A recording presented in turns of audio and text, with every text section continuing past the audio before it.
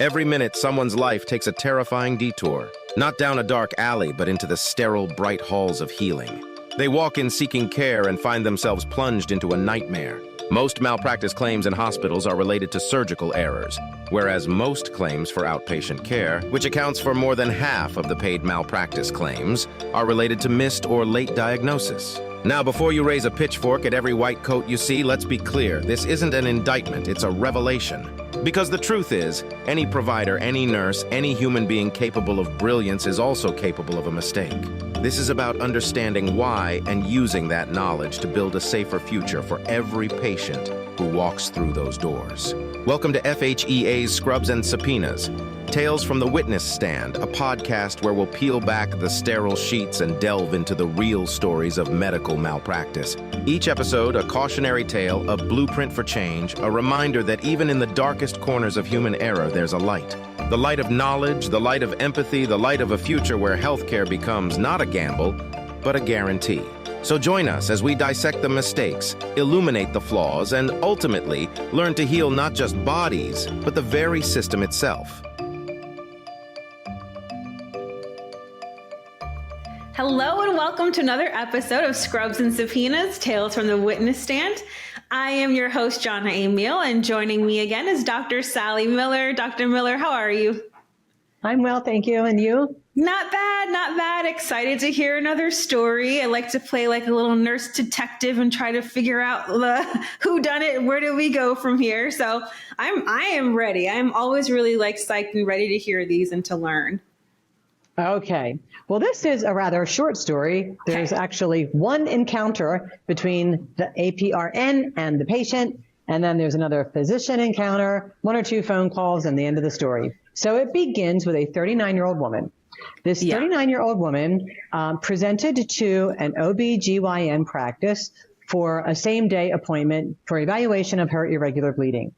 So this was the first time at this practice. She had another OB-GYN, and apparently she had had a well woman exam and a PAP 7 months prior to this. And why she didn't go back to them is unclear. We don't know why, but we know that she's here for a same day appointment. So the nature of the same day appointment is they're very focused. Most of us that see patients in primary care, you fill up your daily schedule and you leave a few holes in there for those calls you're going to get in the morning for patients that are acutely unwell. And then you can bring them right in. And these are short complaint focused visits. And that's the way it typically goes. So she somehow wound up at this practice for her same day appointment for an evaluation of irregular bleeding. So she comes in, she sees the nurse practitioner. The history of present illness reveals a very precise description of the pattern of normal and skipped cycles and the irregular bleeding and everything that's going on between 7 months ago and now. So we've got a good history of present illness about that. It's very focused on the irregular bleeding, as is the nature of a complaint-focused visit. The patient also requested that this nurse practitioner order thyroid levels for her because apparently she had a history of thyroid nodules and they were biopsied and they were normal, but the patient wanted thyroid studies and she asked the NP to order them. She did admit that she has an endocrinology appointment pending next month. Okay. So on a side note, the NP did order the thyroid studies for her and they turned out to be normal. But as we're critiquing things here, and just not critiquing is not the right word, as we're going through and just, taking a look at the trajectory of care, a real good takeaway point here is that we don't order labs unless they contribute to our diagnosis or treatment plan. Because if you order a lab and it's abnormal in some way, then the onus of responsibility is on you to do something about it. And if you don't do endocrinology and you're not managing thyroid dysfunction, we really have no business ordering thyroid function tests. Now, if she thought that there might be an endocrine abnormality leading to the bleeding problem, well, then that's a different story, and she would have a plan based on that. But this is just it is an interesting documentation. The moral of that side note is a lot of NPs are just too nice.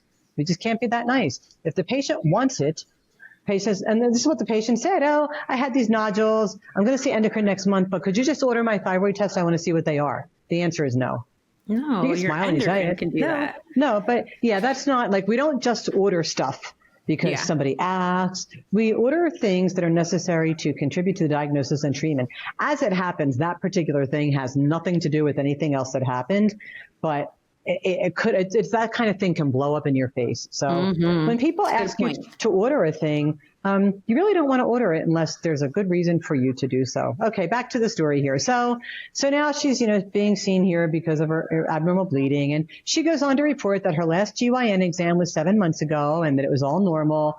The patient goes on to give, she fills out her history form and then the NP is looking over it.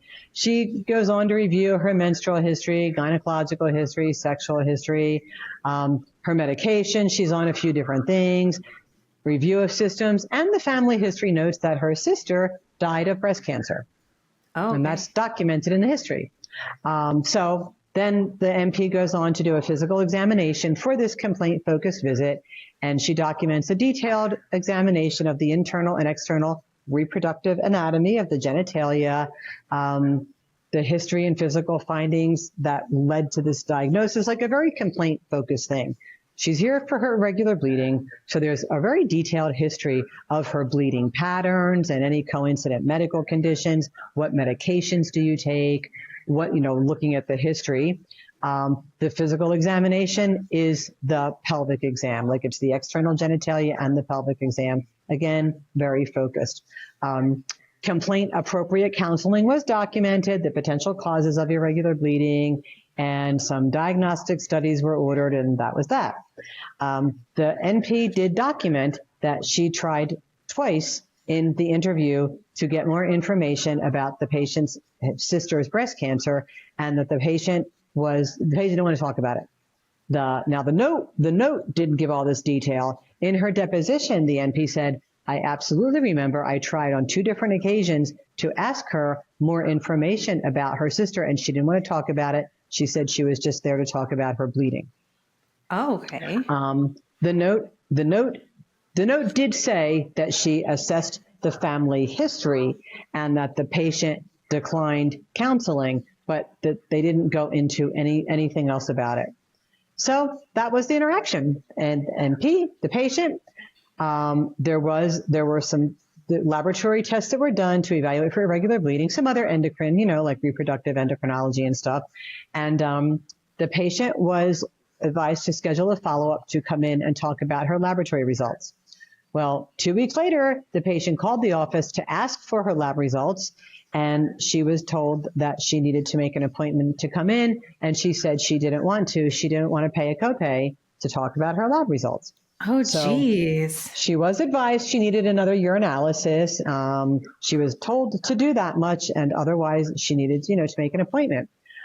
She didn't. She didn't make an appointment with the MP. She came back about 3 weeks later for a different complaint-focused visit with the practice physician. She came in complaining of pelvic pain and back pain, and the physician evaluated her for that and ordered an ultrasound. And, again, it was a very complaint-focused visit. I don't think the physician's note addressed family history or breasts in any way. It was very focused to her back and pelvic pain.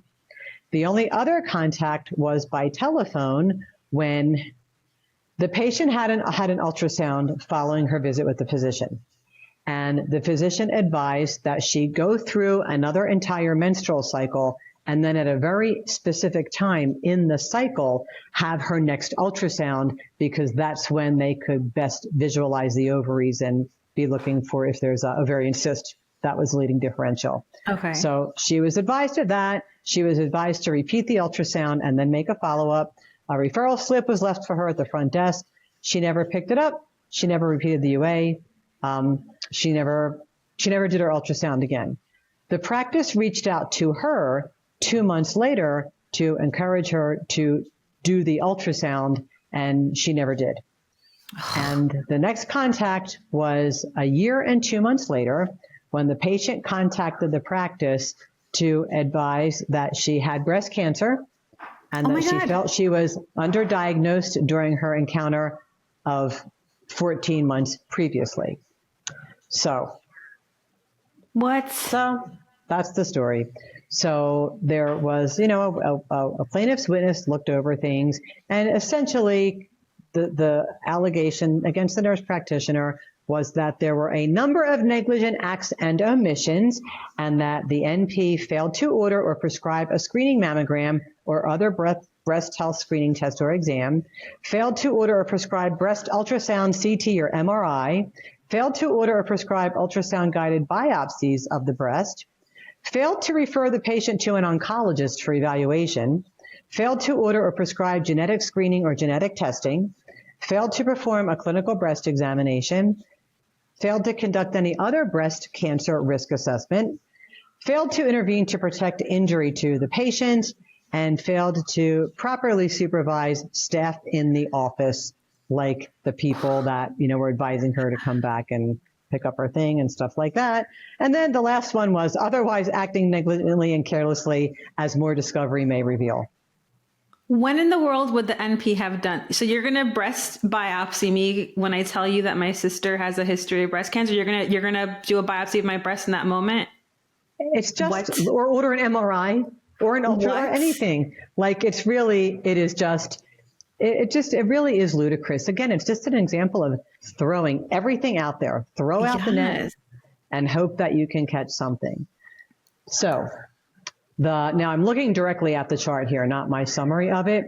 And, again, it's irregular bleeding is the chief complaint. The history of present illness goes on to enumerate, for the last 7 months, when there was a cycle, when there wasn't, how long this one was, that the patient wants the thyroid done, that the thyroid biopsy was normal, but she's still going to endocrine, that she had a normal PAP 7 months ago.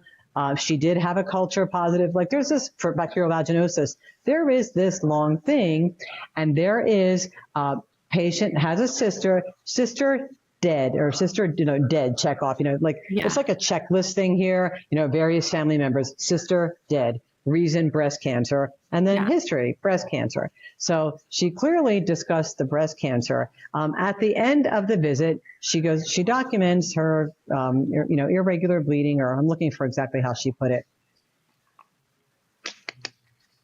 Yeah, sister, cause of death, breast cancer.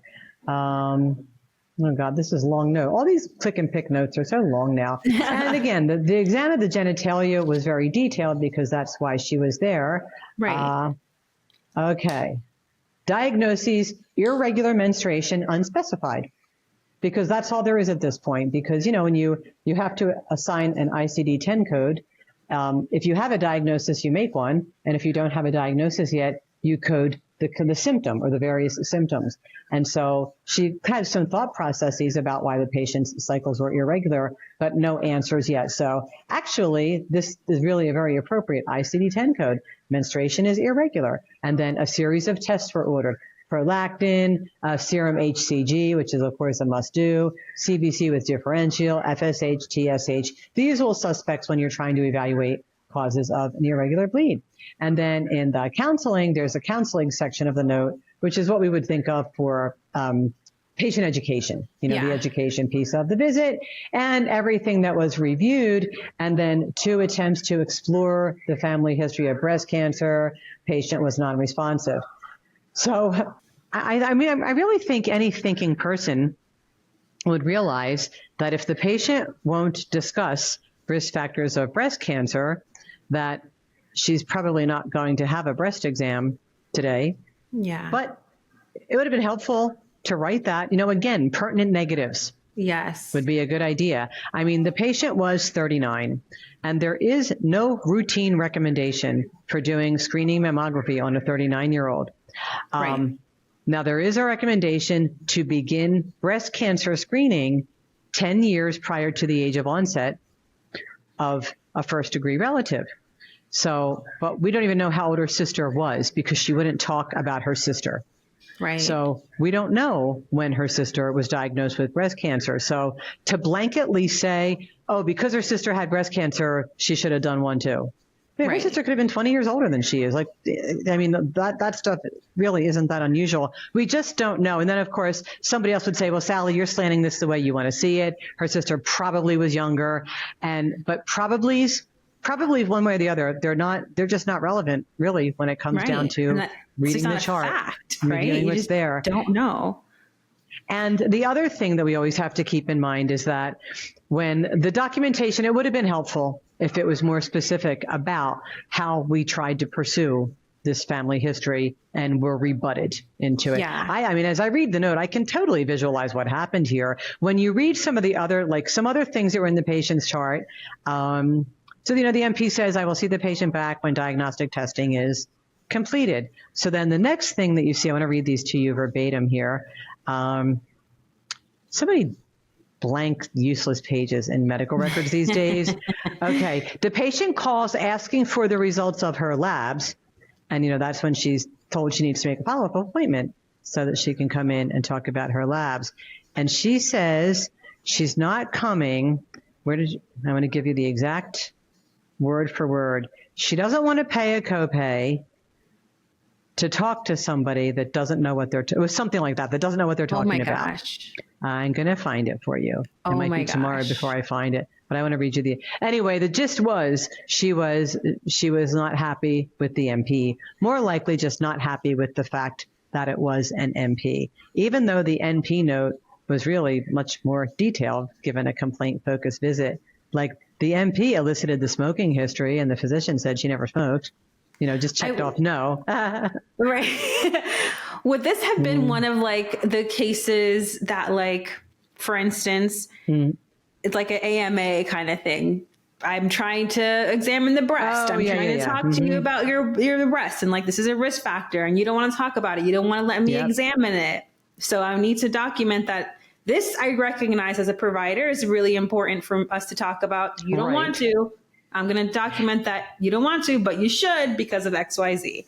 And it really is helpful to document that, how aggressively, it doesn't have to be all day. You don't have to write War and Peace, but you do really want to document that you've emphasized this. The patient called with the following message. Patient states she does not want to come in and pay a copay. Results, which reveal abnormalities and recommends an MRI. Patients, that's the result. She doesn't want to come in and discuss that. Patient states she wants results from the doctor. She does not, and this is all capitalized, she does not want, quote, anyone who is not qualified to give results to call her. Oh. So listen, the patient has every right to refuse to be seen by anybody. She has every right to that. But you do get a vibe here of an approach to the healthcare system. Further, she never did come back to repeat her urine. She never went on to repeat the very precise ultrasound recommendation that was given by the physician. And she didn't remember that anyone, she said she didn't know she had to repeat it. And then when she was shown hey, see this note, they actually called you 2 months later, and she didn't remember any of that.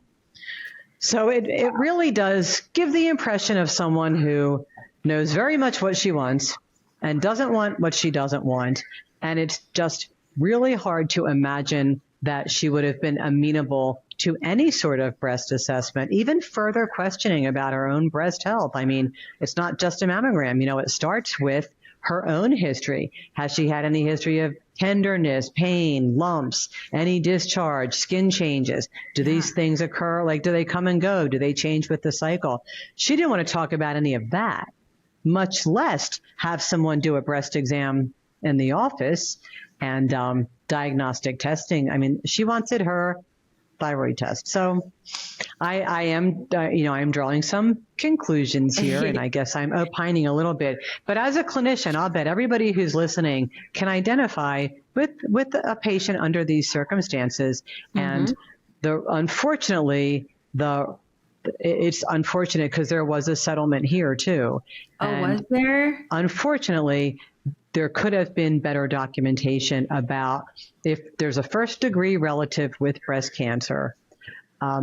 It could have been more clearly articulated what an effort was made to impress upon the patient her risk and what we would offer her to try to assess for or minimize it.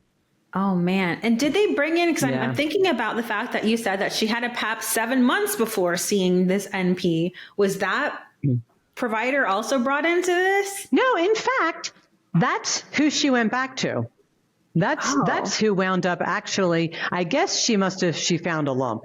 Like, all these months later, she developed a lump, and then she went back to that first one, and then they're the ones that worked it up and found the malignancy. Oh, man. So the NP then, in this case, was named, not the physician. Yeah, he was too. Oh, he was too. He wow. was too. Oh, my gosh. Like I said, they'll name everybody. And it's really, it's just about whose attorney is the better debater. Yeah. What precedent is in that jurisdiction. And, it's like sometimes there are clear-cut deviations from standard of care, but deposition testimony is sworn testimony, and it's accepted as true. I mean, it's considered truthful testimony if somebody testifies to something. And in the deposition, the NP said, yeah, I know I didn't write it all down, but I do remember her. Because of course, when you then get a call or you find out that a patient you saw has a really bad outcome, you do tend to remember it, and you go back through the chart and look and think, did I miss something? So she remembered the patient, and she said she clearly remembered that this patient didn't want to talk about anything except her irregular bleeding. She wanted to talk about that, and she was a bit difficult about it. And I totally get how that is. And, we can't tie somebody down and make them have a breast exam or make them answer your questions. And most of us would recognize that almost certainly she wouldn't have been responsive to that. But it really helps if it's written down that way. That stinks. I mean, sorry for the patient, obviously. That stinks. Yeah. That stings a lot. Just something as simple as in the note, advise patient strongly. We should explore breast family history, breast health, breast issues, patient declines, further history, examination, etc. Just a couple of sentences would tell everyone that's what happened. Wow. And, can I ask a quick clinical question? Is there any correlation between abnormal bleeding and breast cancer? Like, would there have been any reason for someone to have been extra alarmed that this is not just a weird kind of cycle, but there's a connection here, maybe? I'm really not sure, to tell you the truth. Intuitively, I would think so, just because there's a hormonal thing. Yeah. There's a hormonal relationship going on, and the hormonal abnormalities, breast cancer, most of them anyway, are estrogen-fed cancers. Yeah. And if there's an abnormality in estrogen production or secretion, that would also produce an abnormality of menstruation. But that's not, again, that's not my area of expertise, but it is, I have the benefit of hindsight. Yeah. But I can tell you, if I ever see anybody, yeah, you're thinking it now. Abnormal periods. We're totally thinking it now. But I could definitely see that there's a hormonal articulation. Although, it certainly isn't the first thing that comes to mind, except in the case of a first degree relative. Yeah, which is so important. So important. Again, documentation is so important, and important to write down. Mm-hmm. Even the nose, when the pertinent negatives, Like, you don't have to say, oh, the head is normocephalic and the sclera are anecteric, but the pertinent stuff. Yeah, absolutely. Thank you, Dr. Miller, for this story. Appreciate you sharing this. As always, such a great opportunity to learn. And thank you all for tuning in and listening. We hope you enjoyed. And if you'd like to listen to more, check us out on FHA.com. We got lots of Scrubs Subpoenas there, or anywhere that you like to listen to your favorite podcasts. And until next time, goodbye for now.